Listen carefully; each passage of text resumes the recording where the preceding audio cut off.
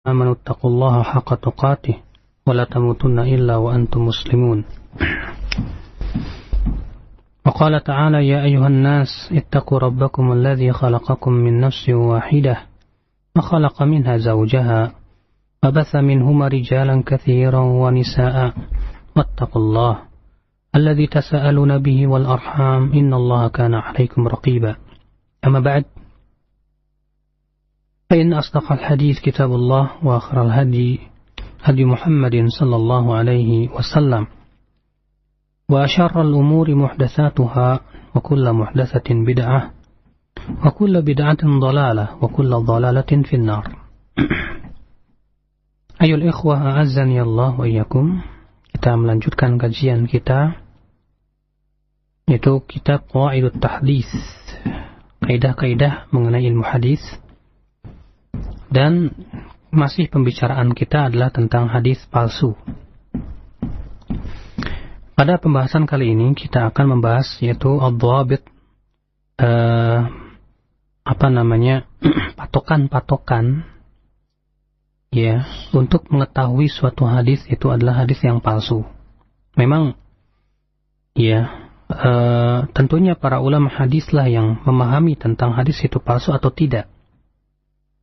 Akan tetapi di sana para ulama memberikan patokan-patokan yang jelas, ya, mengenai makna hadis Nabi Shallallahu Alaihi Wasallam, mengenai hadis-hadis palsu, ya, sehingga pada waktu itu barangkali patokan ini bisa kita ikuti, ya, terlebih bagi mereka yang orang-orang yang ingin memperdalam hadis Nabi Shallallahu Alaihi Wasallam.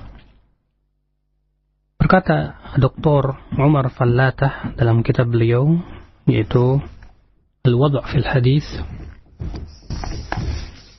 Ad-Dhabit al-Ijmaliyah, ada patokan-patokan yang bersifat global untuk mengetahui matan suatu hadis bahwa itu adalah hadis yang palsu. Yang pertama kata beliau, an yakuna al-hadithu mukhalifan li sarihil Qur'an, bahwasanya hadis tersebut biasanya bertabrakan jelas dengan Al-Quran. Karena Al-Quran dan Sunnah berasal dari wahyu Allah. Tidak mungkin terdapat padanya pertentangan. Akan tetapi ya akhi, tentunya kita harus memahami dahulu bahwasannya tidak setiap hadis yang dianggap bertentangan dengan Al-Quran langsung kita hukumi bahwa itu hadis yang palsu. Terlebih setelah kita periksa sanad daripada hadis tersebut adalah misalnya hadis yang sahih atau hasan. Barangkali ya ketika seseorang menganggap bahwa suatu hadis itu bertabrakan dengan Al-Quran, maka kemudian dia langsung segera menuduh bahwa hadis ini adalah hadis yang palsu. Ini sebuah perbuatan yang tentunya tidak pernah dilakukan oleh para ulama Islam, baik dari kalangan sahabat atau tabi'in ataupun para ulama hadis setelahnya. Oleh karena itu, ya para ulama menulis kitab-kitab yang menyebutkan bagaimana mengkompromikan ayat-ayat atau hadis yang saling seakan-akan bertentangan. Seperti Al-Imam Abu Ja'far At-Tahawi dalam kitab beliau Mushkilul Athar, beliau menulis ya sampai 17 jilid menyebutkan semua hadis-hadis atau ayat-ayat atau Al-Quran dan hadis yang dianggap bertabrakan atau bertentangan. Kemudian beliau kompromikan. Ya. Terutama di zaman ini ya akhi, berapa banyak orang-orang yang begitu mudah mengklaim bahwasanya sebuah hadis ini bertentangan dengan Al-Quran. Sebuah contoh misalnya hadis yang dikeluarkan oleh Imam Muslim dalam sahihnya, wa Rasulullah bersabda, antum a'lamu bi umuri dunyakum, kalian lebih tahu tentang urusan agama kalian. Lalu ada orang mengklaim katanya bahwa hadis ini bertabrakan dengan Al-Quran, di mana Al-Quran telah menjelaskan segala sesuatu, ya, tibyanan likulli syai', bahwa Al-Quran telah menjelaskan segala sesuatu, syariat kita pun menjelaskan segala sesuatu. Padahal hadis itu sahih dikeluarkan Muslim dan disahihkan oleh para a'immatul Islam para ulama Islam. Dan para ulama terdahulu tidak menganggap hadis ini sebagai hadis yang problem. Ya, makanya tidak ada sepengetahuan atau sejauh pengetahuan saya, para ulama terdahulu memasukkan hadis ini dalam kitab-kitab mukhtalaful hadis. Hadis-hadis yang dianggap bertentangan. Kenapa? Karena para ulama terdahulu diberikan oleh Allah kedalaman di dalam pemahaman. Ya, berbeda dengan orang-orang di zaman sekarang yang terkadang dengan pemahamannya yang dangkal langsung memvonis bahwa hadis ini bertentangan dengan Al-Quran. Ya, tanpa tentunya menelusuri perkataan-perkataan para ulama, ya, sehingga pada waktu itu seharusnya seorang muslim itu ketika melihat suatu hadis yang dia anggap bertentangan dengan Al-Quran, hendaknya dia tuduh dulu akal dia. Hendaknya dia tuduh dulu pemahaman dia. Ya, mungkin pemahamannya yang tidak sampai ke sana. Sebuah contoh hadis Nabi SAW, antum a'lamu bi umuri dunyakum. Kalian lebih tahu tentang urusan dunia kalian. Ya. Sehingga apa yang terjadi? Orang yang memahami hadis ini bertentangan dengan Al-Quran, asal muasal kenapa dia menganggap hadis ini misalnya bertentangan dengan Al-Quran? Karena salah pemahaman dia. Katanya, oh berarti hadis ini memisahkan antara dunia dan agama. Padahal kan Islam sudah mengatur segala sesuatu. Sampai-sampai buang air pun sudah diatur oleh Islam. Ya, kita katakan ya akhi, pahami dulu dengan benar hadis tersebut supaya tidak disangka bahwa hadis ini bertabrakan. Rasul kita yang mulia alaihi salatu bersabda, antum a'lamu bi umuri dunyakum. Kamu lebih tahu tentang urusan dunia kalian. Akhal Islam, karena kejadian hadis itu adalah waktu itu para sahabat sedang mengawinkan kurma. Ya, bunga kurma, kemudian Rasulullah mengatakan kalau dibiarkan, ya, kemudian para sahabat pun mengikuti apa yang dikatakan oleh Rasulullah. Kemudian ternyata rusak pohon-pohon kurma itu. Maka Rasulullah setelah itu bersabda, antum a'lamu bi umuri dunyakum. Ya, telah dijelaskan oleh para ulama bahwa masalah-masalah dunia pada asalnya yang pertama halal.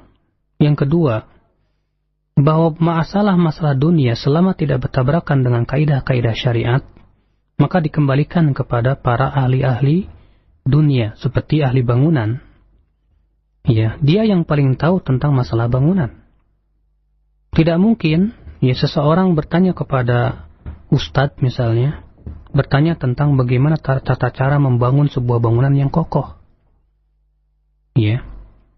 Tidak mungkin seseorang ketika bertanya kepada ustadz misalnya tentang bagaimana tata cara menanam padi yang baik. Ya. Tidak mungkin seseorang datang kepada ustadz misalnya bertanya bagaimana caranya memelihara ayam yang baik dan pakan-pakannya yang bagus apa. Ya, tentunya ini adalah dikembalikan kepada orang-orang yang ahli. Itu yang diinginkan oleh Rasulullah SAW, bukan berarti dunia dan agama dipisahkan, tidak. Karena tentu jelas ya, Al-Quran dan hadis menyatakan bahwa segala macam urusan telah dijelaskan oleh Al-Quran. Dan Rasulullah pun juga telah menjelaskan segala sesuatu sampai tata cara buang air, besar maupun kecil. Akan tetapi masalah-masalah yang sifatnya duniawiyah, di sana ada perkara-perkara yang sifatnya adalah mubah. Dan sifat yang mubah seperti ini, di sana butuh kepada para ahlinya. Ya, ahli peternakan merekalah yang berbicara tentang peternakan. Ahli pertanian merekalah yang berbicara tentang pertanian. Ahli bangunan merekalah yang berbicara tentang bangunan. Ini yang diinginkan oleh Rasulullah SAW. Maka ya akhi, mempertabrakan atau mempertentangkan antara hadis dengan Al-Quran, padahal para ulama telah mensahihkan hadis tersebut dan tidak menganggap bahwa itu adalah sesuatu yang sifatnya bertentangan, berarti sama saja menuduh para ulama itu bodoh, tidak faham dan yang lainnya. Ya, dan ini tidak disadari oleh orang yang berkata demikian. Allah musta'an wa alaihi tiklan, kita mohon kepada Allah tentunya keselamatan. Ya. Lalu bagaimana yang dimaksud dengan bertentangan dengan Al-Quran? Ikhwatul Islam, sebuah contoh misalnya hadis-hadis yang menyebutkan tentang umur dunia. Di dalam Al-Quran disebutkan bahwasanya tidak ada yang mengetahui tentang hari kiamat kecuali Allah. Ya. Allah berfirman, wa indahu mafatihul ghaibi la ya'lamuha illahu. Ya, tidak, dan di sisinya lah kunci-kunci kebaikan ilmu gaib, tidak ada yang mengetahuinya kecuali Dia. Di sini Allah meletakkan sebuah kaidah bahwa masalah gaib itu hanya diketahui oleh Allah. Ya, yang berhubungan dengan kapan hari kiamat, terlebih juga dengan umur dunia. Ya. Setelah diperiksa oleh para ulama, ternyata semua hadis-hadis yang menyebutkan bahwasannya dunia itu umurnya segini-segini, semuanya adalah hadis-hadis yang palsu, karena di dalam sanadnya ada perawi-perawi yang dikatakan oleh para ulama sebagai perawi-perawi pendusta. Ya. Maka dari itu Ibnu Qayyim berkata, wa hadza min abyanil kadhib. Law kana sahihan lakana kullu ahadin aliman annahu baqiya lil qiyamati min waqtina hadza 251 sanah. Ya, ketika Ibnu Qayyim mengomentari suatu hadis yang menyebutkan bahwa umur dunia itu katanya ya tinggal 7.000 bahwa umur dunia itu katanya 7.000 tahun. Ya. Dan bahwasanya umat Muhammad ini berada ke 1000 yang ke-7. Kata Ibnu Qayyim, ini jelas dustanya. Kenapa? Sebab kalau itu benar, tentu semua orang akan tahu bahwa hari kiamat ya tersisa 251 tahun lagi. Ya. Karena Ibnu Qayyim Ikhwal Islam azani Allah hidup ya pada abad ke-7 Hijriah ke-8 Hijriah. Ya. Lihat secara kenyataan juga membuktikan demikian. Setelah lewat 1000 tahun, bahkan kita yang hidup di 1430 lebih Hijriah, ya, hari kiamat belum tegak juga. Ini jelas ya, akhi, ya bertabrakan dan bertentangan dengan apa yang telah Allah nyatakan dalam Al-Quran. Ya, bahwasanya tidak ada yang mengetahui dan tidak ada yang mengetahui hari kiamat kecuali Allah. Allah berfirman dalam surat Al-A'raf ayat 187 misalnya, yas'alunaka 'anis sa'ah ayyana mursaha. Mereka bertanya tentang hari kiamat, kapan? Ya. Qul innama ilmuha 'inda rabbi la yujalliha liwaqtiha illahu. Katakanlah, hai Muhammad, sesungguhnya ilmunya di sisi Rabbku. Allah tidak memberitahu kepada siapapun waktunya kecuali Dia saja yang Maha tahu. Ya. Akhul Islam. Jadi ini adalah yang pertama. Yang kedua, tanda daripada hadis palsu adalah an yakunal haditsu mukhalifan li sharihis sunnatil mutawatiratis sahihah. Yaitu hadis yang jelas-jelas bertabrakan dengan sunnah mutawatirah yang sharih. Makanya ya, sharih di sini maknanya apa artinya? Jelas, gamblang, tidak ada makna lain kecuali itu. Ya. Ikhwatul Islam azani Allah wa iyyakum. Tidak mungkin ya sabda Rasulullah SAW saling bertabrakan satu sama lainnya. Sudah kita sebutkan tadi. Maka dari itu ikhwatul Islam azani Allah wa iyyakum, kalau kita mendapatkan suatu hadis yang bertabrakan, di mana ternyata bertabrakan dengan hadis yang mutawatir, dan kita lihat sanadnya pun ternyata bermasalah karena ada di situ misalnya perawi-perawi yang berdusta, maka la syak, tidak ragu lagi bahwasanya hadis itu adalah hadis yang palsu. Sebuah contoh misalnya hadis man wulida lahu mauludun fasammahu Muhammadan tabarrukan bih kana huwa wa mauluduhu fil jannah. Siapa yang dilahirkan anak lalu ia menamai anaknya Muhammad karena ingin mengambil berkah dari nama tersebut, maka ia dan ayahnya di dalam surga. Di sini dinyatakan oleh Ibnu Jauzi hadis yang palsu, maudhu. Ya. Bagaimana ikhwatul Islam azani Allah yang bisa dikatakan bahwa hanya karena dia menamai anaknya Muhammad kemudian langsung masuk surga begitu saja? Ya subhanallah. Ya. Kenapa? Karena jelas ya akhi bahwa hadis-hadis mutawatirah menjelaskan bahwa neraka itu ya, seseorang itu masuk neraka bukan karena nama atau bukan karena gelar, akan tetapi ya keselamatan dari api neraka itu adalah dengan keimanan dan amalan saleh. Akhul Islam, a'azzani Allah wa iyyakum. Yang ketiga kata beliau, an takuna alfadhul hadis aw ma'anihi raqiqatan yamujjuha as-sam'u wa yadfa'uha at-tab'u.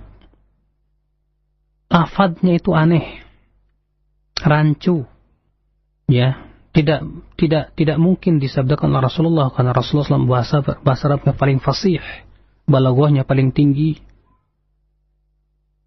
Ikhwatul Islam, sebuah contoh misalnya, ada sebuah hadis yang berkata begini, man faraqad dunya wa huwa sakran dakhala al-qabra ya sakranan wa bu'itha min qabri sakranan wa umira bihi ila an-nari sakranan ila jabalin yuqalu la sakran fihi 'ainun tajri fiha al-qayh wad-dam ya wa huwa ta'amuhum wa sharabuhum ma damatis samawati wal ard.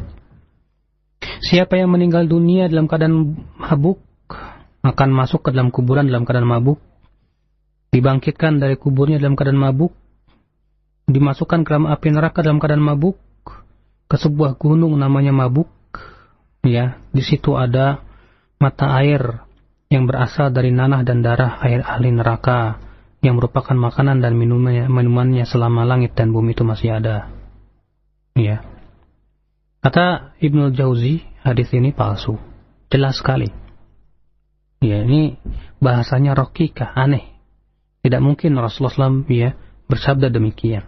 Tentunya ini hanya orang-orang yang ya terbiasa bergumul dengan hadis-hadis Nabi SAW saja yang bisa membedakan bahwa ini sabda Rasul atau tidak dari sisi bahasa, rancu atau tidaknya. Ikhwatul Islam, a'azzani Allah wa iyyakum. Di antara dhabit patokan, kata beliau, an yakun al-hadis mukhalifan li muqtadal aqli. Hadis tersebut bertentangan dengan akal yang sehat. Ya, kita katakan akal yang sehat, kenapa? Karena akal yang sehat tidak mungkin bertentangan selamanya dengan hadis yang sahih. Ya, tatkala akal yang sehat itu bertabrakan dengan suatu hadis, setelah kita periksa ternyata hadis itu ada padanya perawi yang dusta, saya yakin, ya, dan ini semakin menambah keyakinan kita bahwa hadis itu adalah palsu. Sebuah contoh misalnya, hadis al-badhinjan shifa'un min kulli da'. Terong itu adalah obat segala penyakit. Ibnu Qayyim berkata, qabbahallahu wadhi'ah. Semoga Allah memburukkan pemalsu hadis ini. Fa inna hadza law qalahu Yuhanna amhar al-atibba tasakhara an-nasu minhu. Sebab kalaulah perkataan ini diucapkan oleh seorang dokter yang paling mahir namanya Yuhanna, ya, tentu orang-orang akan mencelaknya. Kenapa? Sebab ya, orang yang terkena penyakit panas, ya al-humma as-sauda al-ghalibah, kalau memakan terong, ya, lam yazidha illa shiddah, tidak bertambah kecuali semakin bertambah penyakitnya itu. Ikhwatul Islam, a'azzani Allah wa iyyakum. Maka ini di antara contoh, ya, bahwa jelas ini sangat bertentangan dengan akal yang sehat. Ya. Yang kelima kata beliau, an yashtamil al-hadithu ala kalamin la yushbihu kalam al-anbiya. Ada padanya perkataan yang tidak mungkin, bahkan ini ya tidak menyerupai perkataan para nabi. Contoh misalnya hadis, thalathatun tazidu fil basar, an-nadhar fil khadrah wal ma'il jari wal wajhil hasan.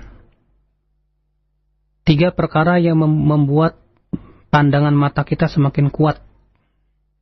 Itu melihat kepada yang hijau-hijau, kepada air yang mengalir, dan wajah yang cantik. Subhanallah. Ibn Jauzi menyatakan hadis ini batil. Ya. Di mana di dalam sanadnya ada Wahab bin Wahab, tidak diragukan lagi akan bahwa dia itu kadzab. Ya. Subhanallah. Kemudian yang keenam, kata beliau, an yarida fil hadis tarikhun muayyan liwuqu'i fitnah. Yaitu disebutkan dalam hadis itu ya tahun tertentu atau bulan tertentu atau tanggal tertentu munculnya fitnah atau binasanya suatu umat. Ini adalah hadisnya palsu biasanya. Sebab ya tidak ada satupun hadis yang sahih yang menyebutkan tentang terjadinya sesuatu atau fitnah atau hancurnya suatu umat pada tahun-tahun tertentu. Sebuah contoh misalnya turfa'u zinatud dunya sanat 25 wa mi'ah. Nanti perhiasan dunia akan diangkat pada tahun 125 Hijriah. Masya Allah. Ibnu Jauzi menyatakan hadis ini palsu. Ya. Dan Ad-Daraqutni mengatakan di dalam sanadnya ada yang bernama yaitu Barokah Al-Halabi kana kadzdzaba, dia seorang tukang dusta. Ya. Demikian pula Habib bin Abi Habib dikatakan Imam Ahmad juga pernah suka berdusta. Ikhwatul Islam, sehingga Ibnu Jauzi menyatakan bahwa hadis ini palsu. Ikhwatul Islam, azani Allah wa iyyakum. Di antara tanda hadis yang palsu juga an yarida fil hadis anna Nabi sallallahu alaihi wasallam fa'ala amran zahiran bi mahdharin min as-sahabah kullihim wa katsirin minhum wa annahum ittafaqu ala kitmanihi wa fi'lu khilafihi kal ahadits allati turwa anna an-nabiy sallallahu alaihi wasallam akhadha bi yadi Ali bin Abi Thalib amama jam'in wa mala'in min as-sahabah wa nassa ala annahu al-khalifah min ba'dihi. Hadis yang menyebutkan bahwa misalnya ya Rasulullah melakukan suatu perbuatan di hadapan para sahabat, tapi ternyata tidak ada satupun sahabat yang menceritakannya. Ya, hanya diceritakan oleh orang-orang yang tidak bertanggung jawab. Sebuah contoh misalnya hadis yang menyebutkan bahwa Rasulullah memegang tangan Ali ya di hadapan para sahabat dan mengatakan bahwa Ali adalah khalifah setelah ya Rasulullah. Ya. Dan ini yang kemudian dipegang oleh orang-orang Syiah sampai hari ini. Padahal hadis itu dinyatakan kepalsuannya oleh para ulama.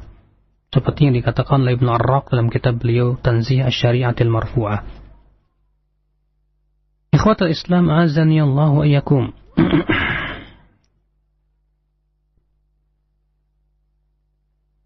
Di antaranya juga kata beliau, ya, ayyakun al-hadith khabaran an amrin jasim. Hadis tersebut menceritakan tentang suatu perkara besar, ya, yang pastilah karena saking besarnya perkara itu akan diceritakan dan dinukil oleh para ulama, yang terutama dari kalangan sahabat, ya, dari generasi ke generasi. Tapi ternyata tidak ada satupun ulama yang menceritakannya atau para sahabat. Contoh misalnya hadis Asma bintu Umais, di mana ia berkata, "Kana Rasulullah SAW yuha ilaihi wa ra'suhu fi hijri Ali. Falam yusalli al-'asr hatta gharabat asy-syamsu faqala Rasulullah SAW. Faqala Rasulullah SAW annahu kana fi ta'atika wa ta'ati rasulika fardut alaihi asy-syamsa." Ya. Farqalat Asma fara'aituha gharabat thumma ra'aituha tala'at ba'da ma gharabat. Disebutkan katanya Rasulullah SAW pernah diberikan wahyu sementara kepala Rasulullah berada di pangkuan Ali. Ya, dan Rasulullah tidak sholat asar sampai matahari tenggelam. Lalu Rasulullah bersabda, sesungguhnya dia adalah di bawah ketaatanmu dan ketaatan Rasulmu. Maka kembalikanlah ke matahari itu. Kata Asma, aku melihat matahari itu tenggelam, kemudian ia timbul lagi, kemudian tenggelam lagi. Akhi, ya, seperti ini pasti disaksikan oleh orang-orang banyak dan para sahabat yang banyak. Ya, kalaulah itu disaksikan oleh para sahabat, tentu banyak para sahabat juga yang meriwayatkannya. Ya, kenapa kok yang tahu cuma Asma bintu Umais? Ini sesuatu yang aneh. Dan memang hadis ini ternyata dipalsukan oleh orang-orang Syiah. Ya, nasallallahu as-salamata wal afiyah. Kita mohon kepada Allah keselamatan tentunya. Di antara tandanya, patokannya juga kata beliau, an yashtamil al-haditsu 'ala al-mujazafat. Hadis tersebut mengandung kebohongan-kebohongan yang tidak mungkin diucapkan oleh Rasulullah sallallahu alaihi wasallam. Dan ini seringkali merupakan cerita-cerita dari para kisah-kisah orang-orang yang dianggap zuhud atau yang lainnya. Ya.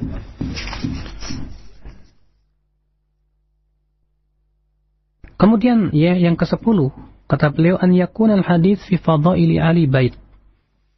Hadis tersebut menceritakan tentang keutamaan ahlul bait atau mencela selain ahlul bait seperti mencela Muawiyah.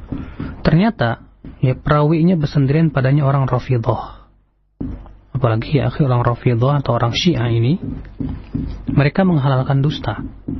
Makanya kata Asy-Syafi'i ya Imam Syafi'i berkata, arwi an kulli ahad illa ar-Rafidhah.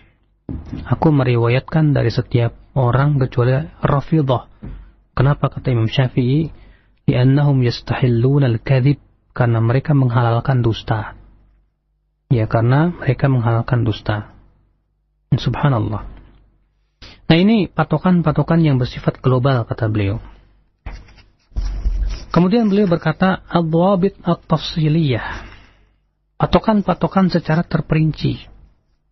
Beliau di sini menyebutkan ikhwatul Islam ya beberapa sebuah kaidah tentunya yang harus diketahui. Di antaranya saya akan sebutkan ya beberapa saja.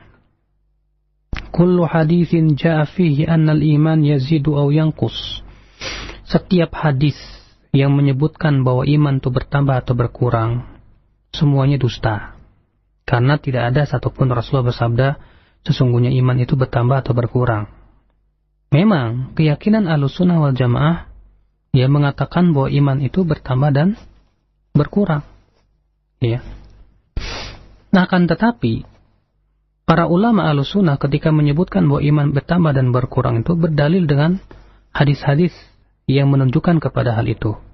Adapun dengan lafaz yang jelas dan terang dengan mengatakan iman itu bertambah dan berkurang, itu yang dinyatakan kepalsuannya oleh para ulama.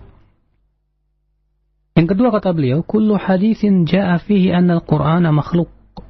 Setiap hadis yang disebutkan bahwa Al-Qur'an itu makhluk, ya, dengan lafaz seperti itu, atau bahwasanya Al-Qur'an itu bukan makhluk dengan lafaz seperti itu semuanya adalah palsu. Ya. Karena walaupun memang keyakinan Ahlussunnah meyakini bahwa Al-Quran bukan makhluk, akan tetapi tidak ada satupun hadis dengan lafaz yang terang-terangan mengatakan Al-Quran itu bukan makhluk. Akan tetapi ada hadis-hadis lain yang sahih yang dijadikan dalil oleh Ahlussunnah yang menunjukkan bahwa Al-Quran itu adalah bukan makhluk, dan ini merupakan kesepakatan Ahlussunnati wal Jamaah. Ya. Di antaranya kata beliau, kulul ahadits allati yadhkuru fiha aqall muddatil haidz wa aktsaruha. Semua hadis yang menyebutkan tentang jumlah jumlah terbanyak haid atau hari terbanyak dari haid atau paling sedikit dari waktu haid. Ya, waktu paling panjang dari haid dan waktu yang paling pendek dari haid, itu semua hadisnya tidak sah. Ya, dan memang betul tidak ada satupun hadis yang sahih yang menyebutkan tentang ya berapa paling panjang dari haid itu atau paling sedikit dari haid itu. Ya. Ikhwatul Islam. Kemudian selanjutnya kata beliau, kullu haditsin jaa fihi man fa'ala kadza wa kadza u'tiya thawabu nabiyyin aw aktsar fa huwa kadzib. Setiap hadis yang menyebutkan begini, siapa yang melakukan begini dan begini maka akan diberikan pahala Nabi begini atau lebih. Pokoknya disebutkan bahwa ia diberikan pahala Nabi. Maka itu semuanya dusta ya akhi. Ya, sebagaimana dikatakan oleh Ibnu Qayyim. Ya. Maka konsekuensinya tentu seakan-akan ya, dia lebih tinggi dari Nabi, subhanallah. Di antaranya juga kata beliau, kul hadis al-waridah fi masyru'iyyati salawatil ayyam wal layali. Semua hadis-hadis yang menyebutkan tentang disyariatkannya salat pada hari-hari tertentu, seperti salat hari Ahad, salat khusus hari Senin atau malam Senin, ya, maka itu semuanya hadis palsu. Tidak ada satupun yang sahih, ya sah dari Rasulullah SAW, tidak ada. Di antaranya juga kata beliau, kullu atau ahaditsu sholatir raghaib.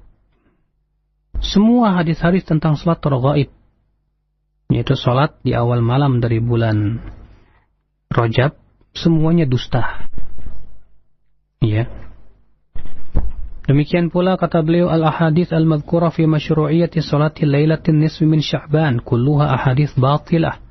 Hadis-hadis yang menyebutkan disyariatkannya salat malam nisfu Sya'ban, ya, secara tersendiri dan khusus, maka semuanya hadis-hadis yang palsu.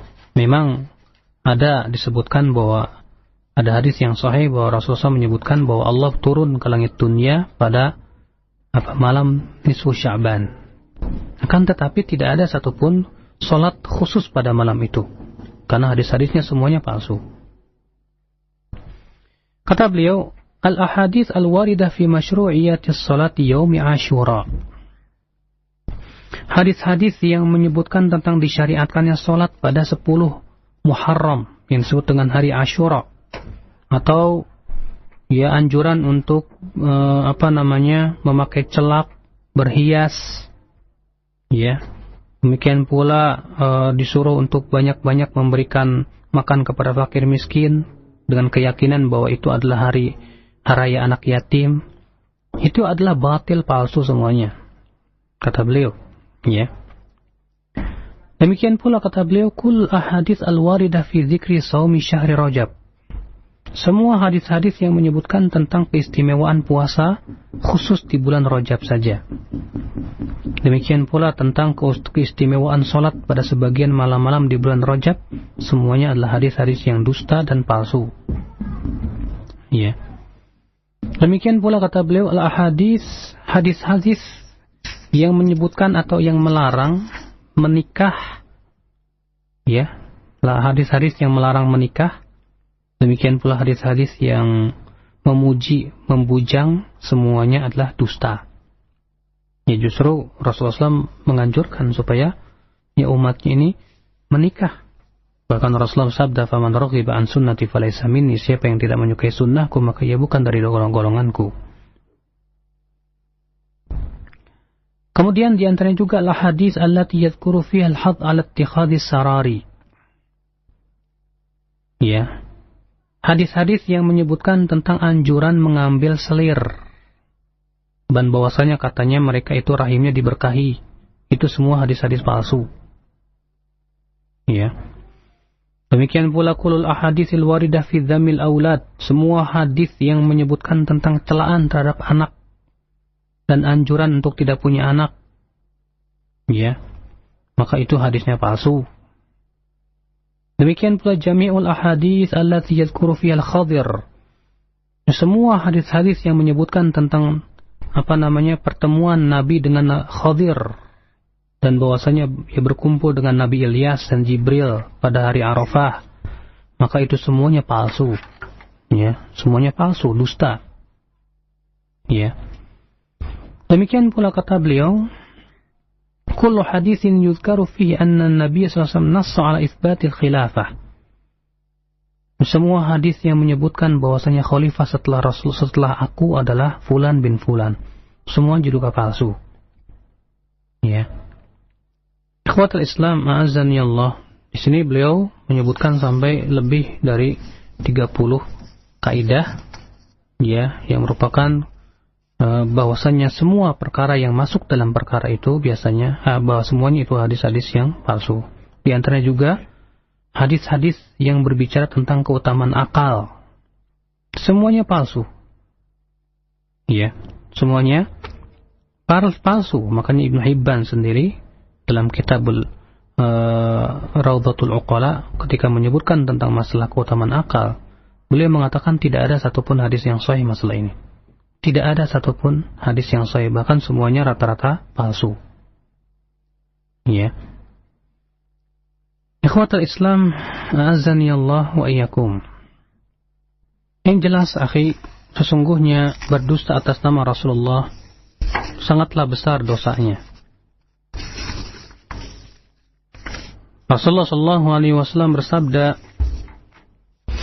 ya, man kadzaba alayya muta'ammida falyatabawwa maq'adahu minan nar. Orang siapa yang berdusta atas namaku dengan sengaja, hendaklah ia mempersiapkan tempat duduknya dalam api neraka. Demikian pula kata beliau, semua hadis-hadis yang menyebutkan bahwasannya Rasulullah tercipta dari cahaya, dan kalau bukan karena Rasulullah maka Allah tidak akan menciptakan langit dan bumi, semua itu hadisnya palsu. Ya. Demikian pula ikhwatul Islam, a'azzani Allah wa iyyakum, ya, hadis-hadis yang menyebutkan tentang keutamaan surat Al-Quran surat demi surat, ya, sendiri-sendiri. Maksudnya hadis itu menyebutkan tentang surat ini keutamaannya begini, surat ini, semua adalah rata-rata juga hadis palsu yang dipalsukan oleh para ulama, para orang-orang yang ingin ibadah tapi kemudian dengan cara berdusta atas nama Rasulullah SAW. Memang ada hadis-hadis yang sahih tentang keutamaan surat Al-Baqarah, Ali Imran, Al-Fatihah dan yang lainnya. Tapi maksudnya adalah hadis yang menyebutkan dalam satu hadis itu menyebutkan bahwa keutamaan surat ini begini, surat ini begini, ya. Ya, sebagaimana yang subhanallah di Indonesia ini tersebar juga. Demikian pula semua hadis yang menyebutkan tentang keutamaan batu akik, semuanya palsu. Ya. Nah ini ya akhi, beberapa perkara ya yang disebutkan oleh beliau. Maka dari itulah kewajiban kita sekali lagi adalah berusaha untuk memeriksa ya hadis yang kita sampaikan. Sebelum kita sampaikan, kita wajib ketahui dulu ya apakah hadis tersebut sahih atau tidak. Al-Imam Ibnu Hajar Al-Haytami rahimahullah, ia berkata dalam fatwanya, wa su'ila radhiyallahu anhu fi khatibin yarqal mimbar fi kulli jum'ah wa yarwi ahaditsa katsirah wa lam yubayyin mukharrijiha wa la ruwataha fama alladhi yajibu alaihi. Beliau Al-Imam Al-Hafidh Ibnu Hajar Al-Haytami ditanya tentang seorang khatib yang naik ke mimbar di setiap Jumat, lalu ia meriwayatkan hadis-hadis yang banyak, tidak menjelaskan siapa yang mengeluarkannya, siapa perawinya, apa yang wajib atasnya. Maka beliau menjawab, ma dzakarahu min al-ahadits fi khutabihi min ghairi an yubayyin ruwataha aw man dzakaraha fajaizun bisharti an yakuna min ahli al-ma'rifah fil hadits aw binaqliha aw min muallifi kadzalik. Yang disebutkan bahwasanya khatib tersebut menyebutkan hadis-hadis tanpa menyebutkan siapa perawinya, di mana siapa yang meriwayatkannya, boleh saja, tapi dengan syarat dia betul-betul orang yang faham tentang hadis dan bagaimana tata cara menukil dari penulisnya. Ya. Wa ammal i'timadu fi riwayatil ahadits ala mujarrad ru'yatiha fi kitabin laysa muallifihi min ahli hadis. Adapun sebatas ia mengambil dari hadis dari sebuah buku yang ternyata penulisnya juga bukan ahli hadis, ya, bahkan di buku tersebut banyak terdapat hadis-hadis yang tidak sahih bahkan palsu, ya, faman fa'alahu fala yahillu dzalik, maka tidak halal dia berbuat itu. Wa man fa'alahu uzzira alaihi ta'zir asyadid, siapa yang melakukannya maka dia hendaklah dita'zir, ya, diberikan hukuman yang berat. Ya.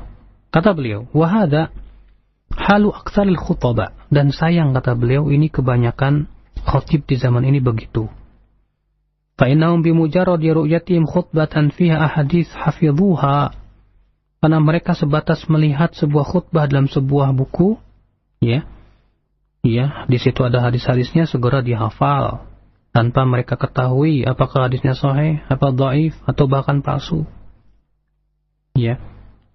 Maka berhati-hatilah ya akhi, agar kita tidak termasuk orang-orang yang berdusta atas nama Rasulullah sallallahu alaihi wasallam. Ini saja, mudah-mudahan bermanfaat. Nah. Baik, jazakallahu khair Ustaz wa barakallahu fikum, dan paling rajin rahmat Allah Subhanahu wa taala. Demikian penjelasan yang kita simak bersama dari keterangan tentang hadis-hadis dhaif, maknanya dan beberapa contoh yang diberikan oleh Ustaz Abdul Salam berkenaan dengan hadis dhaif yang tersebar di masyarakat.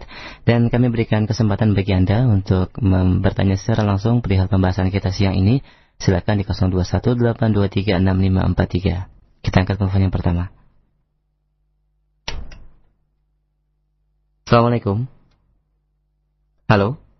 Assalamualaikum. Waalaikumsalam warahmatullahi. Dengan siapa Bapak, di mana? Dengan Ahmad, Bekasi. Silakan Pak. Ustaz mau tanya mengenai hadis Habatus Sauda. Benar nggak itu hadis yang menyatakan satu saat Nabi pernah lagi sakit minum Habatus Sauda dan sahabat bertanya, itu obat apa Nabi? Itu obat kecuali mati. Benar nggak Ustaz? Terima kasih Ustaz. Assalamualaikum. Waalaikumsalam warahmatullahi. Adapun hadis yang menyebutkan bahwa al-habbatus sauda dawa'un likulli da' illa sam, ya, bahwasanya habba sauda itu adalah obat segala penyakit kecuali kematian, adalah hadis yang sahih dikeluarkan Abu Daud dan yang lainnya. Ya, seingat saya dikeluarkan Bukhari dan Muslim juga, tapi saya lupa ya. Akan tetapi saya ingat bahwa hadis itu adalah hadis yang sahih. Nah. Baik, jazakallahu khair. Kita berikan kesempatan yang kedua. Silakan di 0218236543. Halo. Halo, Assalamualaikum. Waalaikumsalam warahmatullahi. Dengan siapa? Dengan Syafi'i lagi di jalan. Silakan. Ustaz, kemarin saya sempat berbincang dengan saudara kita dari luar negeri. Mereka mengartikan hadis seperti ini. Wa innaka hadisi kitabullah wa khairul hadi hadi Muhammadin Rasulullah sallallahu alaihi wasallam. Nah, itu sebagai patokan bahwasanya setiap bidah yang sesat itu yang bertentangan dengan kitab Allah dan sunnah. Adapun pelarangan bidah itu di dalam agama saja tidak ada dalilnya. Bagaimana ya? Assalamualaikum warahmatullahi wabarakatuh. Assalamualaikum warahmatullahi wabarakatuh.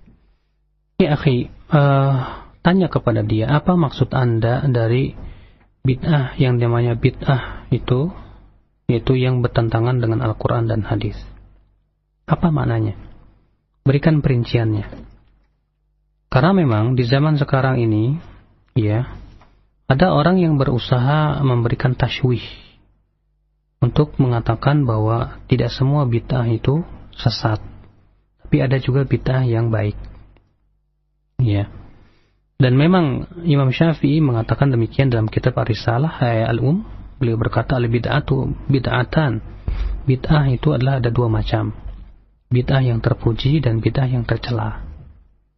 Tapi ya akhi, orang-orang yang berhujjah dengan pendapat Imam Syafi'i dalam prakteknya sangat jauh dengan yang dinyatakan oleh Imam Syafi'i sendiri. Sebuah bukti, Imam Syafi'i menganggap ma'tam, yang disebut dengan ma'tam, itu makan-makan atau kumpul-kumpul setelah di keluarga kematian, yang dengan istilah di zaman sekarang dengan tahlilan, itu adalah bid'ah.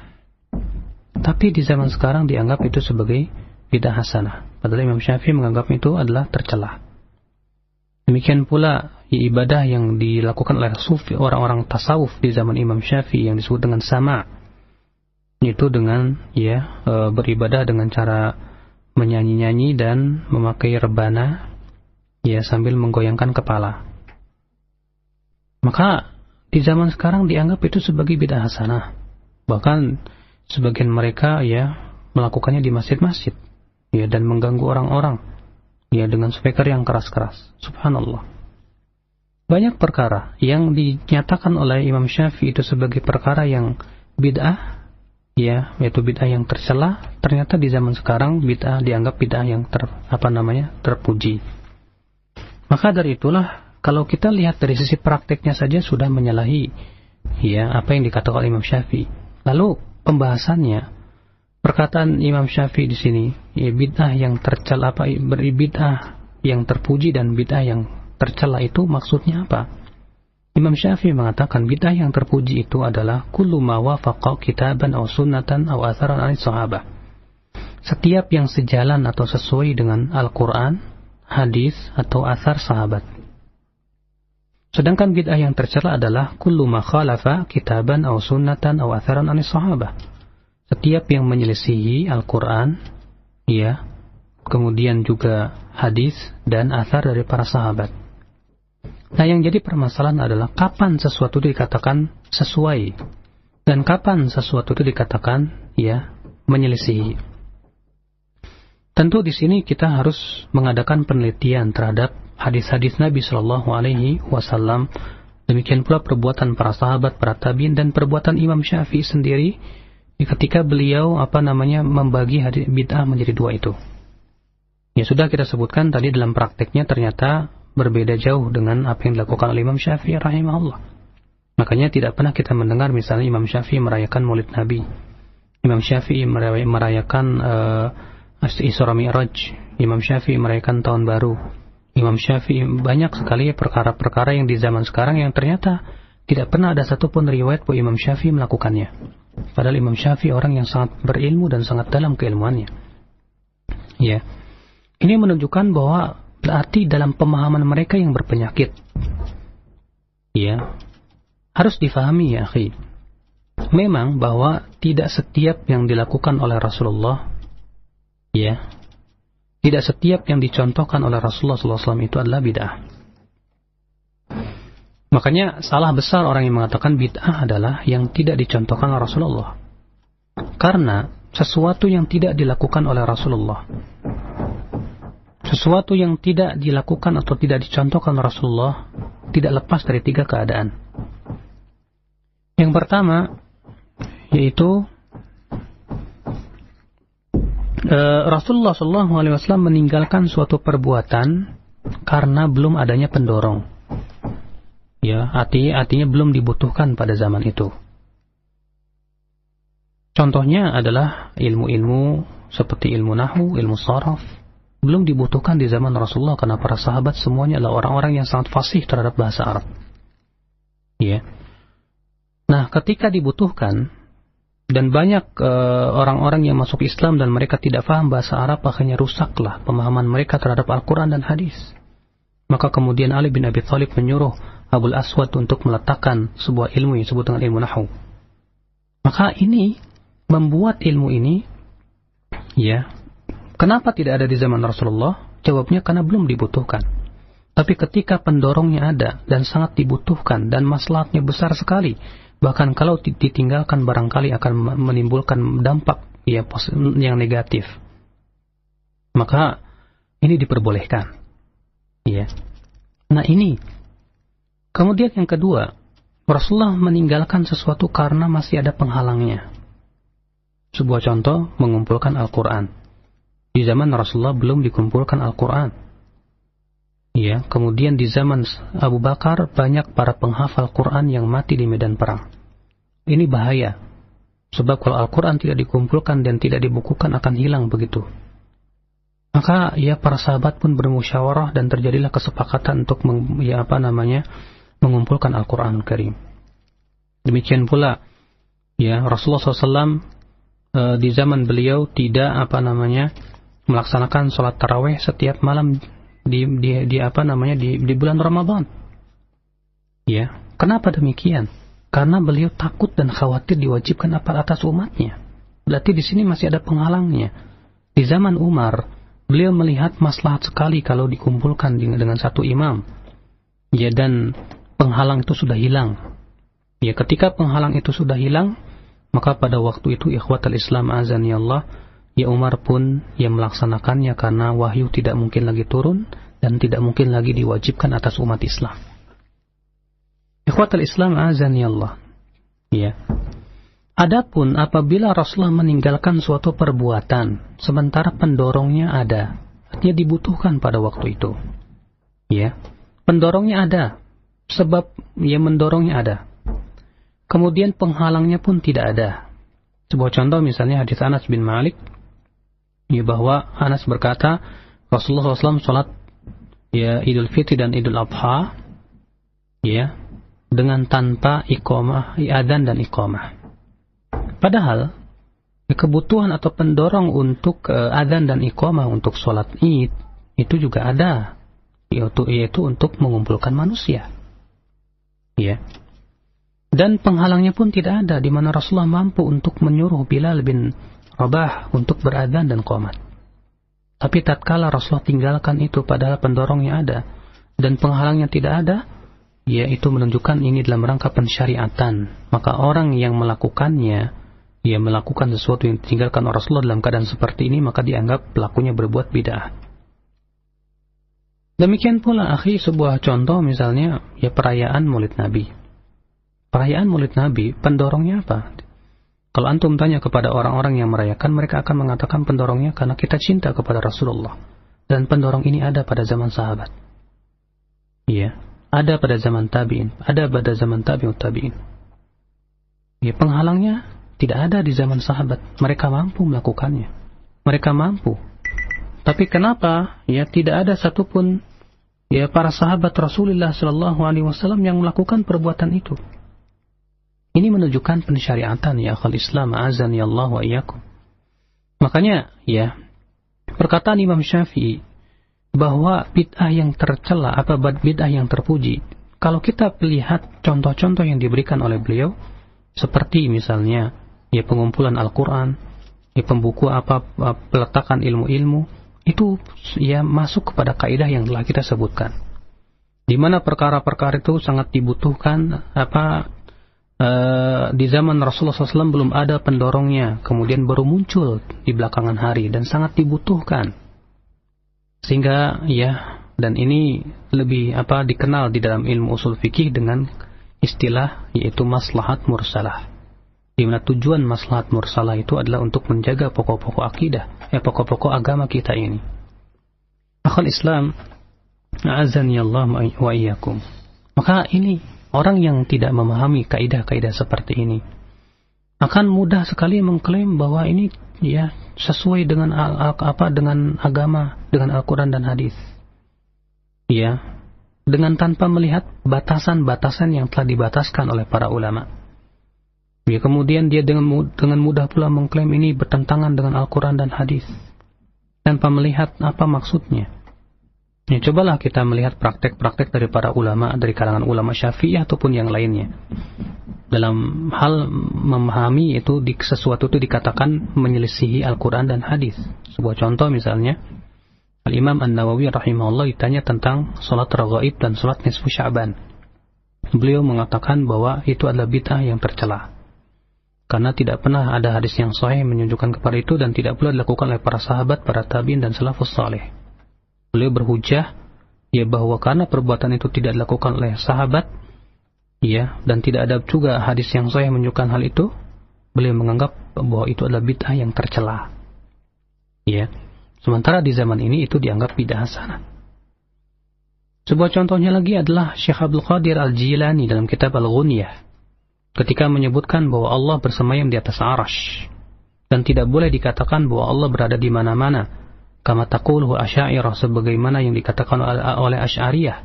Itu menunjukkan bahwa Syekh Abdul Qadir Jailani ya tidak berakidah Asy'ariyah.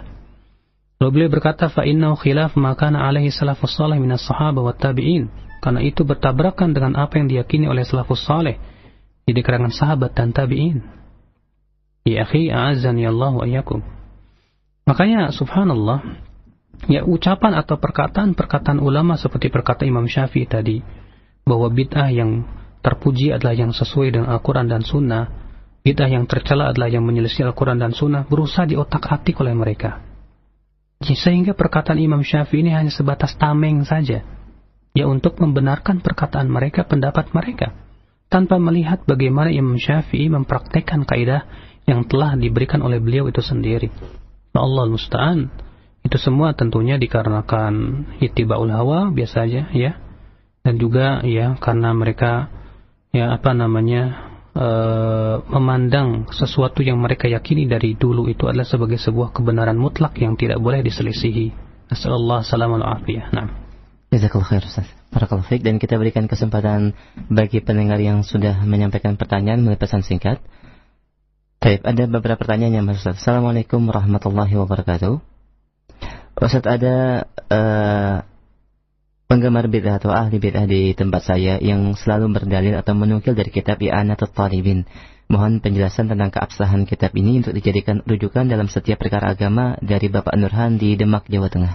I'anatul Talibin adalah buku yang ditulis seorang ulama dari kalangan mazhab Syafi'iyah yang merupakan syarah dari Fathul Mu'in.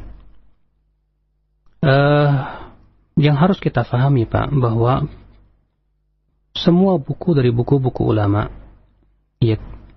adalah tidak sama dengan Al-Quran dan hadis. Dalam artian tidak mungkin tidak salah sama sekali. Maka dari itulah Rasulullah SAW telah mengabarkan dalam sebuah hadis yang sahih yang diriwayatkan Imam Hakim, Baihaqi juga dalam Syu'abul Iman, dari hadis Abdullah bin Amr bin As, bahwa Rasulullah SAW sabda, inna min asyaratis sa'ah an yurfa al-akhyar wa yudha an yurfa al-ashrar wa yudha al-akhyar wa yadhhar al-qawl wa yuhsan al-amal wa tuqra fil qawm bil mathnah laysa minhum man yunkiruha wala man yughayyiruha. Faqila wa mal mathnah? Qal maktutiba siwa kitabillah. Bahwa di antara tanda hari kiamat, orang yang buruk itu akan dimuliakan, orang yang soleh akan dihinakan, akan muncul perkataan dan akan dikunci amal, dan akan dibacakan pada suatu kaum al-mathnah. Tidak ada yang berani untuk merubah dan mengkritiknya. Dikatakan apa itu al-mathnah?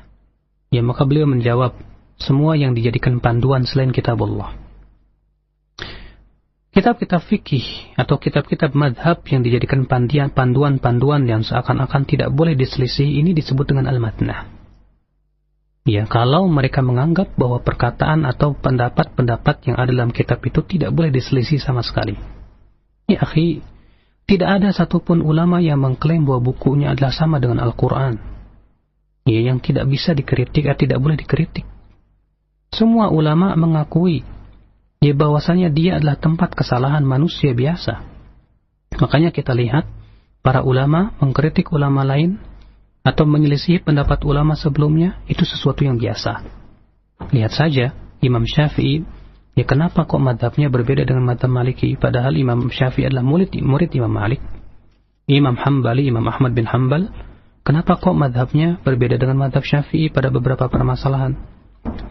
Atau banyak masalah dari masalah-masalah fikih. Kenapa? Karena Imam Ahmad bin Hambal, padahal Imam Ahmad adalah muridnya Imam Syafi'i. Karena ijtihad mereka berbeda-beda. Tidak dikatakan bahwa Imam Syafi'i tidak menghormati Imam Malik, Imam Ahmad bin Hambal tidak menghormati Imam Syafi'i. Kenapa?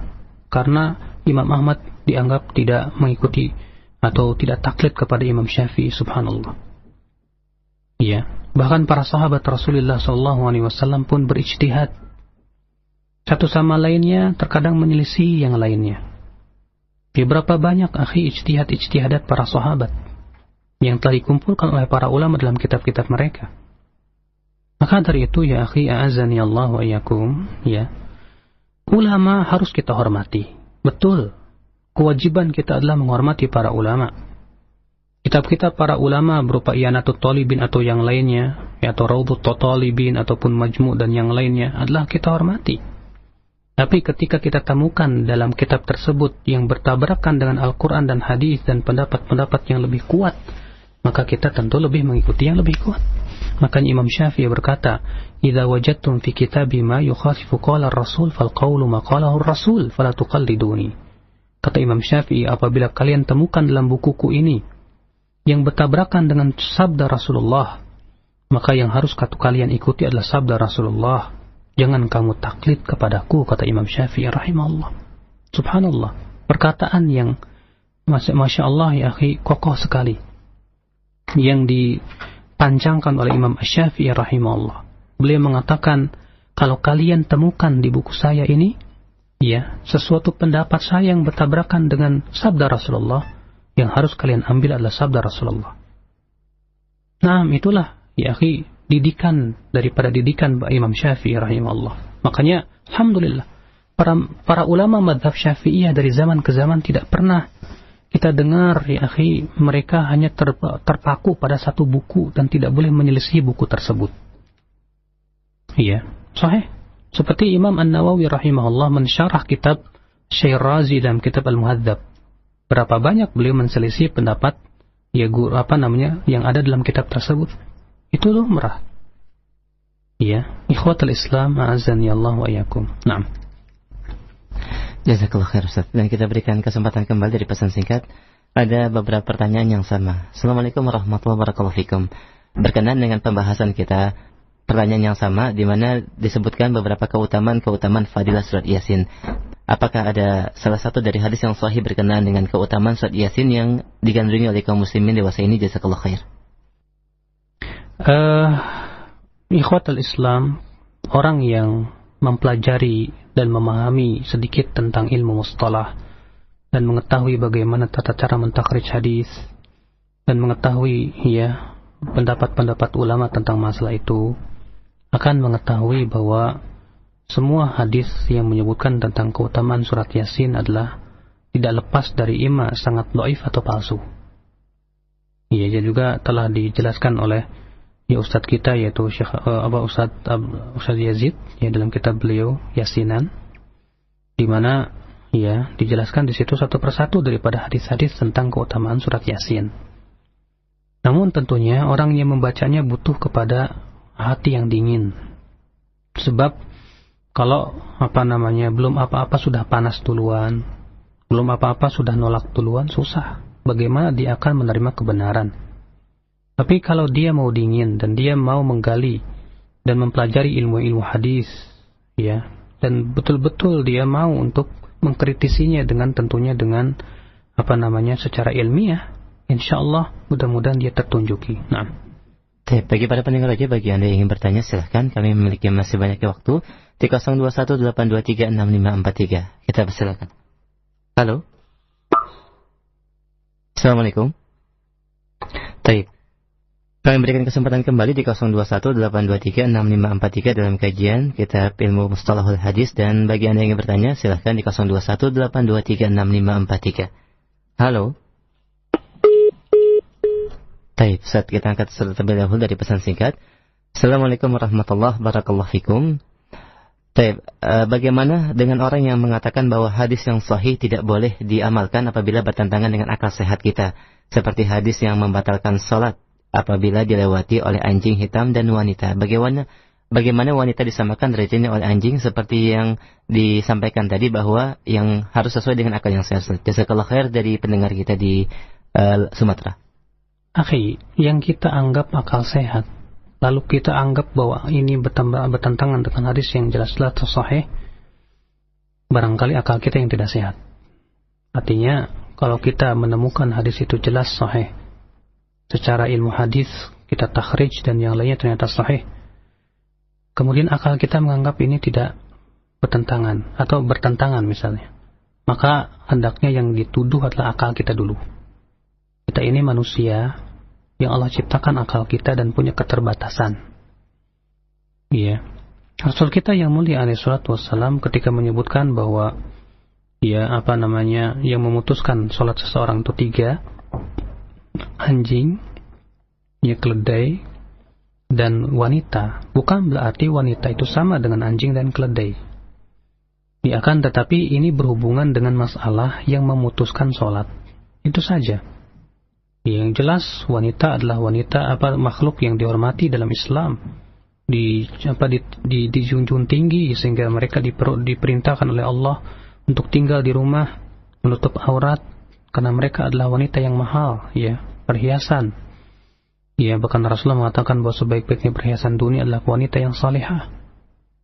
Ikhwatul Islam, maka di sini harus kita pahami, manhaj kita, metode kita dalam pemahaman Al-Quran dan hadis. Kalau ada hadis yang sahih yang kita sangka bahwa itu bertentangan dengan akal kita, jangan dulu langsung kita tuduh hadisnya, tapi tuduh dulu akal kita.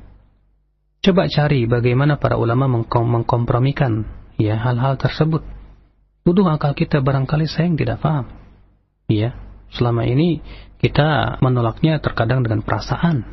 Nah, ini yang harus difahami ya, akhi. Nah. Jazakallah khair Ustaz, dan ini pertanyaan juga menjadi jawaban dari Abu Bilal di Lombok. Demikian, dan kita berikan kesempatan kembali di 0218236543. Halo. Waalaikumsalam warahmatullahi. Dengan siapa di mana? Dengan Adi, Pak. Silahkan Pak Adi. Iya, Assalamualaikum Ustaz. Assalamualaikum warahmatullahi. Saya mau menanyakan Ustaz ini mengenai hadis Isra Mi'raj, mengenai turun sholat, perintah sholat. Pernah saya mendengar kajian bahwa hadis ini secara matan tidak sahih karena bertentangan sendiri dengan surat Al-Isra tadi, karena ada surat Al-Isra itu tujuan dari Isra ini untuk kami lihatkan ayat-ayat kami. Jadi tidak ada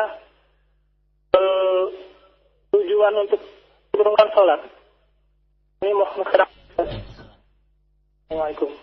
Waalaikumsalam warahmatullahi wabarakatuh. Ya akhi, tidak bertabrakan antara ayat dan hadis.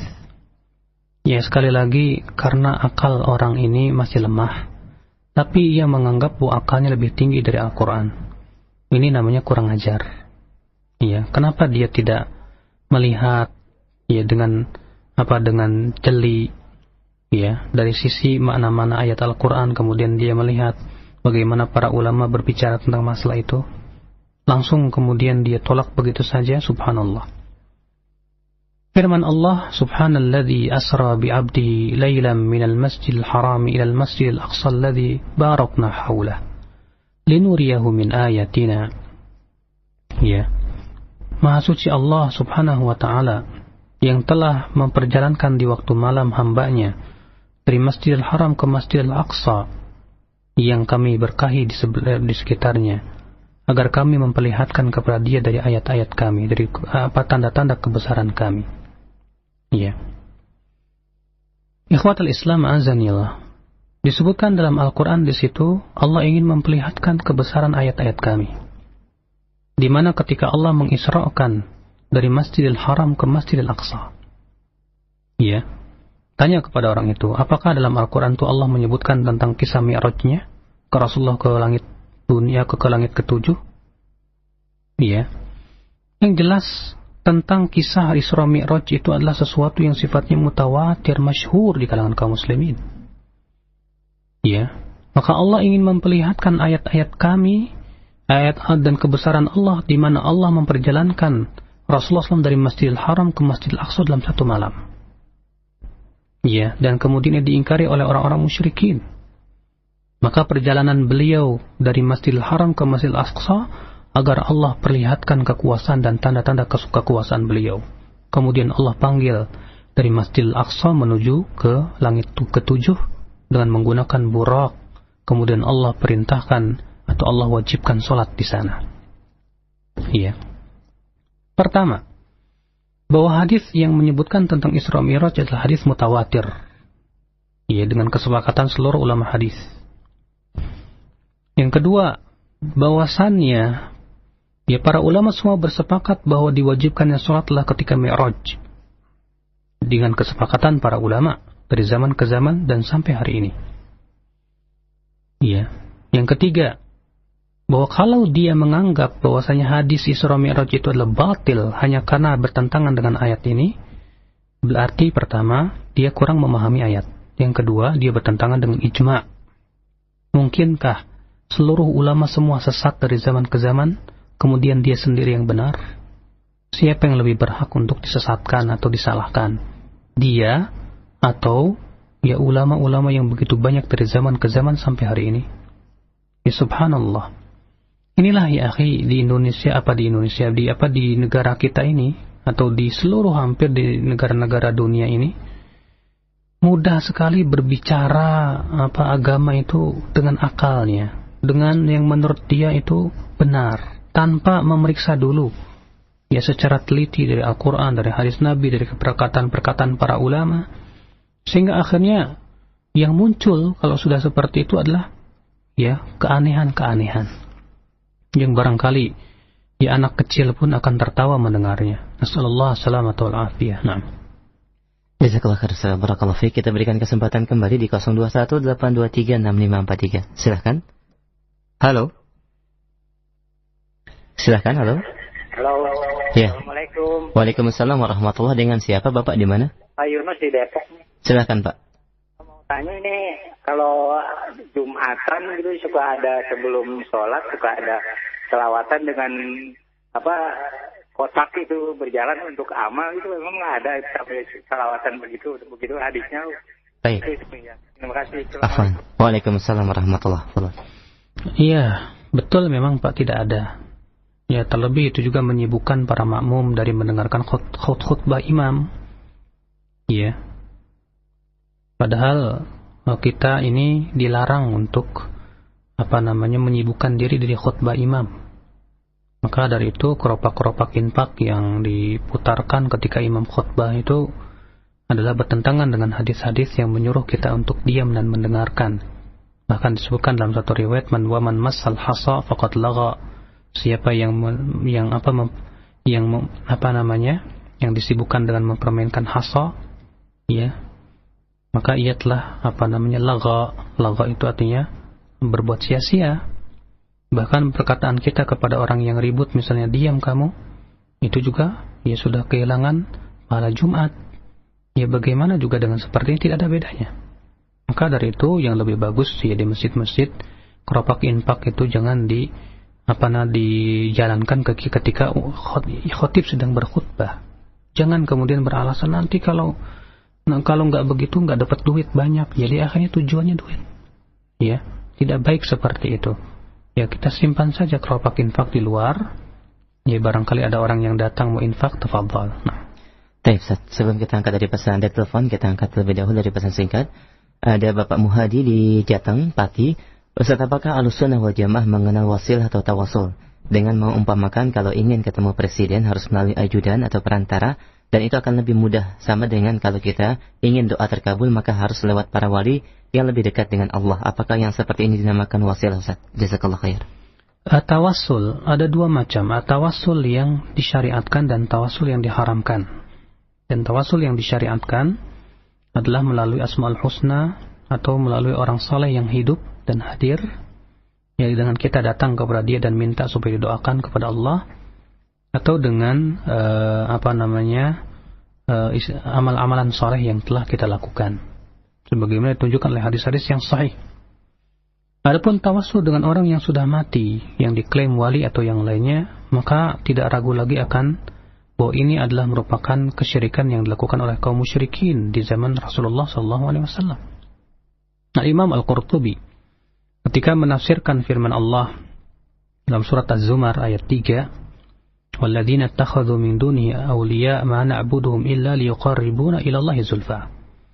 Dan orang-orang yang menjadikan tandingan-tandingan selain Allah itu, dia berkata, kami tidak menyembah mereka kecuali untuk mendekatkan diri kepada Allah sedekat-dekatnya. Beliau membawakan perkataan Qatadah, Imam Qatadah, seorang tabi'in, adalah orang-orang musyrikin Quraisy yang menamakan patung mereka dengan nama-nama orang-orang saleh dan meyakini bahwa Allah pencipta langit dan bumi. Ya, ketika dikatakan siapa yang menciptakan langit dan bumi, mereka mengatakan Allah. Lalu ketika dikatakan kenapa kalian menyembah ya patung-patung yang diberi nama dengan nama orang-orang saleh ini, mereka menjawab, ya, semua ini untuk mendekatkan kami kepada Allah sedekat-dekatnya melalui perantara orang-orang saleh itu. Jadi tegas sekali, jelas, ya, bahwa perbuatan ini termasuk kesyirikan. Adapun perumpamaan bahwa seperti halnya presiden, kita katakan, akhi, jangan serupakan Allah dengan makhluknya. Ya, anehnya mereka menuduh kita menyerupakan Allah dengan makhluknya. Justru mereka sendiri malah menyerupakan Allah dengan makhluknya. Dan mengatakan ini perumpamaannya seperti presiden yang punya ajudan. Berarti Anda menganggap bahwa Allah sama dengan presiden? Ya, kenapa?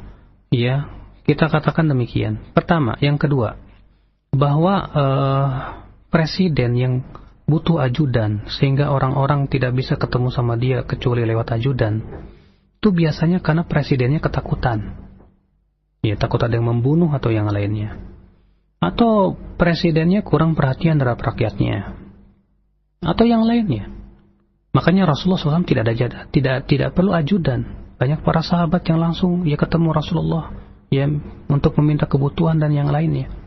Dan Allah Subhanahu wa taala tidak butuh kepada wasilah ya yang tidak disyariatkan tersebut. Ya, Allah menyuruh kita berdoa langsung kepada Allah. Ya. Maka dari itu ya akhi, tawasul kepada orang yang sudah mati yang telah dinyatakan oleh Al-Quran bahwa itu adalah merupakan kesyirikan yang dilakukan oleh sebagian kaum musyrikin Quraisy di zaman itu. Sebagaimana saya bawakan tadi penafsiran daripada Imam Qatadah yang disebutkan Imam Al-Qurtubi dalam tafsir beliau. Naam. Baik, masih berkaitan dengan pertanyaan tadi, ada klaim atau syubhat dari kalangan sebagian kaum muslimin bahwa para pengikut atau orang yang mengklaim dirinya bermadhab salaf senantiasa membawa ayat-ayat Al-Quran yang ditujukan kepada orang kafirin kemudian ditujukan kepada kaum muslimin, sehingga dengan serta-merta kesyirikan yang mereka lakukan ditimpakan kepada kita. Apakah ini benar? Jazakallahu khair. Ya akhi, ketika kita menyebutkan suatu ayat yang memang turunnya untuk orang-orang musyrikin, bukan berarti kemudian ya orang yang kebetulan melakukan seperti perbuatan orang musyrikin dianggap langsung musyrik juga. Tidak. Sebuah contoh, para ulama seringkali ketika membahas tentang tercelanya bid'ah ya membawakan firman Allah, am lahum syuraka'u syara'u lahum minad dini ma lam ya'dzan bihillah. Apakah mereka punya sekutu-sekutu yang memberikan syariat, yang membuat syariat untuk mereka sesuatu yang tidak diizinkan oleh Allah? Ayat itu turun untuk kaum musyrikin. Tapi para ulama yang menyebutkan bahwa ayat ini juga membantah mencela orang-orang yang membuat syariat-syariat karena ilatnya sama. Bukan berarti orang yang berbuat bid'ah keadaannya sama dengan kaum musyrikin dalam artian kafir, tidak. Tidak ada konsekuensi kepada hal itu. Ya, karena kaidah tafsir berkata, al-ibrah bi umumil lafzi la bi khususis sabab. Yang dianggap itu adalah lafaz yang umum, bukan khususnya sebab. Ya. Maka dari itu, beberapa banyak ayat-ayat yang turun untuk orang Yahudi atau orang musyrikin dijadikan dalil ya bagi mereka-mereka yang beramal sama dengan amalan seperti itu.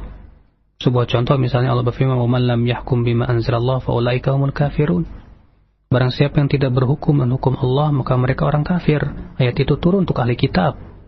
Apakah berarti orang yang tidak berhukum dengan hukum Allah, ya kemudian kita celak mereka dengan ayat itu, langsung kita samakan dia sama dengan ahli kitab, alias kafir sama dengan ahli kitab? Tentu tidak. Ya. Demikian pula ayat-ayat yang banyak yang turun, ya kebanyakan ayat-ayat itu untuk orang-orang kafirin. Kita tidak melihat ya masalah khususnya sebab, tapi melihat daripada keumuman lafaz-lafaz tersebut. Ya. Nah, ini merupakan min sukmi al-faham, di antara pemahaman-pemahaman yang kurangnya pemahaman dia terhadap kaidah-kaidah tafsir. Dan bahwasanya tidak mesti ketika seseorang membawakan ayat yang memang turunnya untuk kaum musyrikin, ya kemudian orang yang kita hukumi sama dengan kaum musyrikin, ini tidak mesti. Ya, karena kaidah usul tafsir telah menyebutkan tentang hal-hal yang seperti itu. Allahu a'lam. Nah. Oke. Satu penelpon terakhir mungkin saja kita akan angkat di 0218236543. Halo. Halo. Assalamualaikum. Assalamualaikum. Waalaikumsalam warahmatullahi. Dengan siapa, Umu di mana? Dengan Siti di Madura. Silakan, ahlan. Jauh sekali, Umu. Fadhal. Bagaimana cara memberi nasihat kepada pelaku bid'ah Ustaz? Sebab saya kurang menguasai dalil. Nah. Itu saja, Umu. Assalamualaikum. Waalaikumsalam warahmatullahi wabarakatuh. Jazakallahu khair. Ibu, ya, paling bagus ibu memperdalam saja dulu ilmu, ya, dan menyibukkan diri untuk menuntut ilmu Allah Subhanahu wa taala. Ya. Supaya ibu betul-betul di atas basirah terhadap agama ibu. Ini yang terpenting dulu. Ya. Kemudian untuk merubah sebuah kemungkaran, kita harus melihat dari sisi yang paling berat dulu. Kalau kita langsung misalnya mengingkari sebuah bid'ah, sementara orang itu sendiri tidak paham apa itu bid'ah dan yang lainnya, ini kurang bagus dan kurang hikmah. bagusnya kita dakwahi dulu masalah dari sisi akidah, masalah kesyirikan, ya, kita bahas ya pentingnya kita mentauhidkan Allah. Itu dulu kita yang dahulukan. Ya, sedikit demi sedikit kita pahamkan dulu tentang wajibnya, pentingnya kembali kepada Al-Quran dan Sunnah sesuai dengan pemahaman para sahabat, para tabi'in, tabi'ut tabi'in, dan para ulama yang mengikuti manhaj mereka. Ini dari zaman ke zaman. Ya, nah coba yang terpenting adalah ibu dulu yang membekali ilmu yang cukup, mempelajari ilmu dan yang lainnya. Ya, Allahu a'lam. Nah, saya kira cukup ya. Mudah-mudahan apa yang saya sampaikan ini bermanfaat. Ini saja yang bisa sampaikan. Subhanakallah bihamdika asyhadu an la ilaha illa anta